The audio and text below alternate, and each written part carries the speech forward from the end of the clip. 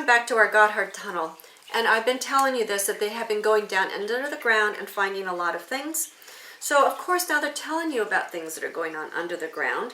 So I found a couple articles, and like I said, I found so much news this week, it's just like I didn't even know where to stop. So I'm sorry that this is long, but I'm not, because it's good information.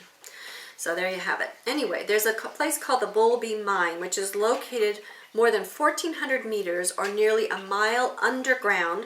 It goes out under the sea, the North Sea, in Britain, where they mine potash. Now, under the sea, where they mine the potash, is very, very hot, and so they have to keep things cool under there in order to keep mining. But the idea is, did you know that there is 5 kilometers under the North Sea that they actually take out 1 million ton per year of potash? I didn't know that. And then there's a vast network of 200-year-old tunnels beneath Liverpool streets. Apparently there was a tobacco merchant that, first of all, they tell you made the tunnels, and that he did it because he wanted to have a philanthropic opportunity to engage the men who needed employment. And then they go on to say there are no records from his time which offer any explanation for their construction. And apparently then they say, well, maybe he wanted secret passages to get to and from the buildings in Edge Hill. Maybe he was a smuggler, or maybe he and his wife belonged to a fanatical religious cult that anticipated the end of the world, and his tunnels were designed to provide shelter during the apocalypse. And then they say that actually maybe the tunnels existed before he existed, and they were already in the ground, so he just built arches over them and sealed them off. So they're telling you more and more about all these things they're finding under the ground.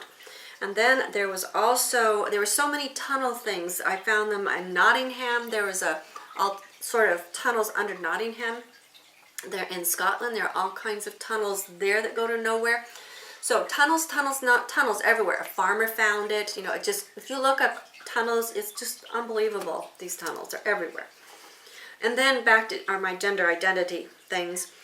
Disney, of course, now has to have a gender identity, or a gender whatever, a female love interest. They're trying to get the Frozen girl named Elsa, to get her a female love interest. And so that's a big thing. And then they think maybe there's Disney's first lesbian couple. I don't know if you saw the trailer for Disney's Pixar Finding Dory. I watched it and I couldn't tell, but they said that it was actually featuring a lesbian couple. So I don't know, and of course Disney hasn't commented. And then we have Desmond Tutu's daughter, who quits the Anglican Church after she married a woman. So you're being imprinted with all of these public icons to, I guess, be whatever they tell you to be. And I've been telling you for a long time about people are going to be eating bugs. Well, of course, there's now a startup company in Israel that's developed edible grasshoppers and mealworms. And the founder said, quote, "I believe that insects in general and grasshoppers are the solution. They provide superior nutrient content, about 70% whole protein. They are much more sustainable, and if you can provide mass rearing of grasshoppers, they can be affordable." I really think they're preparing you to eat stuff in outer space. So, they can't take cows, but they could take, like ground up grasshoppers very easily in a little pill you just swallow, I guess, and have your protein.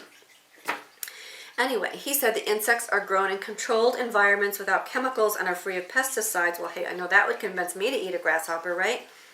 He said his aim is to set up shop in East Africa with warehouses to make grasshoppers, which are only in season 6 weeks a year, and he wants them available to consumers all year round. The company is interested in bringing the idea to North America, but has to first figure out a way to get past the gross barrier that would exist with most Westerners. So, like I said, bugs are here to stay. Then we have Botox. And I've been telling you for a long time that Botox paralyzes your nerves. Originally, I don't know what they make it from now, but it used to be snake venom. So, it's like, I don't want that in my body, thank you. But anyway, it says now doctors fear that Botox may dramatically decrease bone density. It's like, what else does it do to you? Apparently, it's not only used for vanity, but for health conditions. For example, they put it in your muscles in the jaw to stop your teeth grinding, because it leads to headaches and facial pain. And I'd rather wear a mouth guard than put Botox in myself if I had that issue, or work on the mind pattern as well. Now, it says the doctors are claiming that it does have negative side effects. It may trigger a significant loss of bone density in the jaw, with some bones losing up to 40% of volume after just one session. And doctors cannot predict if the strength will return to the bones. It is agreed upon that with regular Botox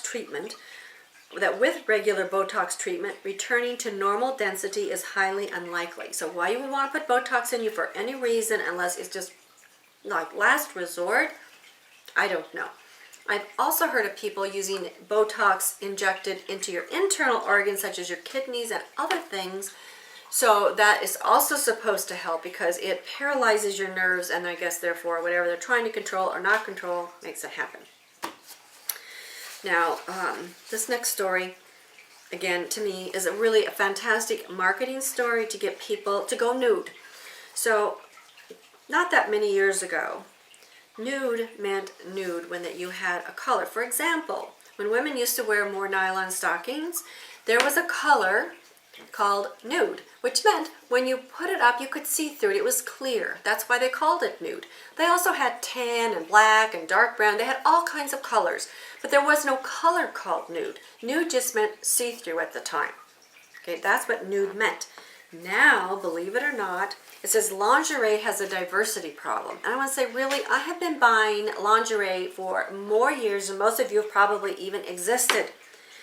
And it has all kinds of colors, always. Black, browns, tans, light browns, dark browns, blah, blah, blah. If you want also reds and purples and whatever, you can get those too. You can get leopard, you can get any color of lingerie that you want.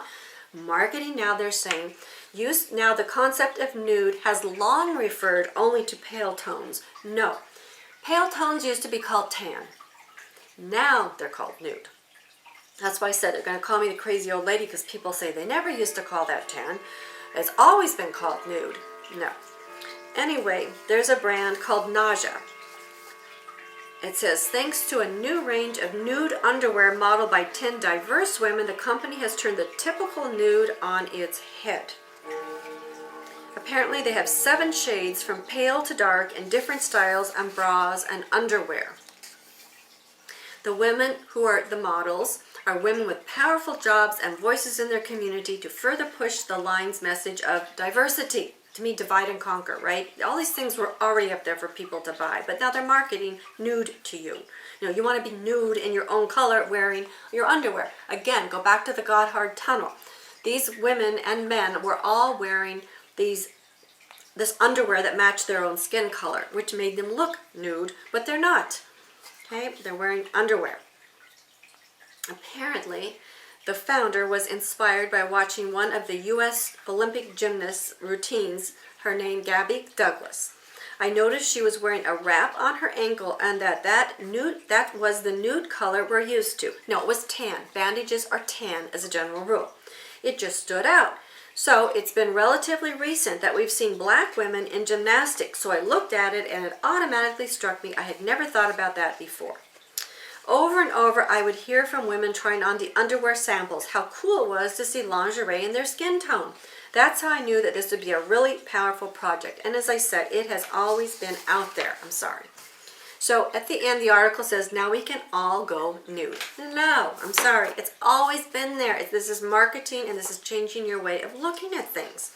So the article concludes with cheers to Nausea for changing the way the world thinks about nude, one pair of underwear at a time.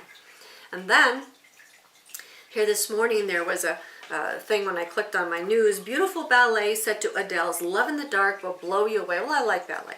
So, of course, I clicked on it to see what they're doing to ballet now. And it was 2 black dancers, at least that's the way it looked because it was in the dark. And they were both wearing dark underwear, in my opinion, which makes them look nude. So, again, going back to the Gotthard Tunnel, it's all there for you. Now, I also reported last week about a story about how they're encouraging now women to delay, or who may want to delay having children, to have their eggs frozen now so they can start their families in their 40s and 50s. And I told you back last week, how fast time flies, that this gives the global handlers a pool of eggs. Now, they're already having men freeze sperm, even men that go off to war. then just in case you don't come back, you can have your sperm frozen. So, whoever you leave behind, you can leave behind a little bit of yourself and still have, a little one of you running around at some point if you don't make it. Now they're saying the same thing for women. Now, in my opinion, this is giving the global handlers a pool of sperm and a pool of eggs to work with so they can continue developing their artificial womb. But they have to make you think it's for you, right? So, who announces, just 2 weeks shy of her 50th birthday, that she is pregnant with her first child? Janet Jackson, right? There were rumors. Now she's saying that she's going to be 50 and she's going to be pregnant. And then we have Olivia Munn, who froze a bunch of eggs, and it says she's super stoked about it. You don't have to race the clock anymore, and she thinks every woman should consider freezing her eggs. She said, years ago, I froze a bunch of eggs. Let's see. That's right. I just turned 35, and then you're high risk. And that is true. As most of you know by now, I had my children at 40 and 43, and I was labeled AMA, Advanced Mature Age, which means that you were at higher risk for pregnancy issues, and they made you go through a lot of tests to make sure that you and the baby were okay. So, this woman, Olivia Munn, goes on to explain why women, if they have the means to go through the $10,000 process, which they say it's a pretty invasive procedure, which most insurance plans don't cover, that you should do the same. If you just have a spare $10,000 laying around and you're your average woman out there, just freeze your eggs, right? So watch, that $10,000 process, it's going to drop because people are going to be doing it and requiring it, and then it's going to be an insurance thing, and then again, it's going to be normal to have your eggs frozen because you don't want to maybe start your family now, maybe when you're 40 or you're 50. And also remember, I've been telling you that as they have a programmed generation now they can allow the lifespan to expand because you're more valuable. People like me, they want us to go over really fast because they don't want us out there telling you the truth. They don't want the elders out there telling you the truth. So they have kind of shortened the lifespan down. Get rid of us, program the generations, increase the lifespan. So having now a child at 40 or 50 becomes the norm, so therefore they can increase it so maybe you lived 100, 150, 250, and so on and so forth. They know all these things already. You just buy into it. If you haven't read it, read my work called, my article called The Death Program and what you can do about it. Anyway, so this Olivia Munn goes on to say, I actually started telling my friends about it. It's no longer on the experimental list, and I think that every girl should do it. And that also bothers me. You're not a girl, you're a woman, okay? Every woman should do it, but she says every girl. Remember back to Peter Pan and all the programming they're putting into you. You don't have to race the clock. You don't have to worry about it, worry about your job or anything. It's there if anything ever happens medically. I've known some girls who are in their late 20s, women, who get cancer and all of a sudden have to go through treatment. Then they don't have any eggs left and they've had a really hard time. You just don't know what's going to happen to you.